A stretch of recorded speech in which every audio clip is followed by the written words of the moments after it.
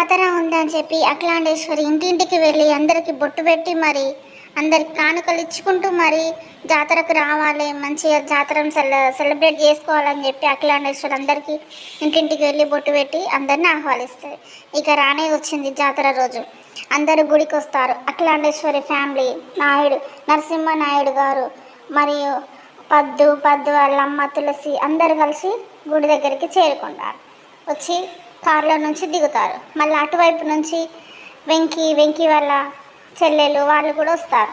అయితే నరసింహనాయుడు గారి ఇంటి ఆచారం ప్రకారంగా తను ఏమంటాడంటే, మా వంశస్థులు మాత్రమే మోగించవలసిన ఢంక ఇది, తంతు మా పూర్వీకుల దగ్గర నుంచి కొనసాగుతూ ఉంది. ఇక ముందు కొనసాగాలంటే నా మనవడు వచ్చి ఈ డంక మోగిస్తే కానీ ఆ అఖండ దీపం వెలగదు అని చెప్పి నరసింహరాయుడు గారు అంటారు. అప్పుడు మరి ఏం జరిగింది, ఎలా జరిగిందో తెలియదు.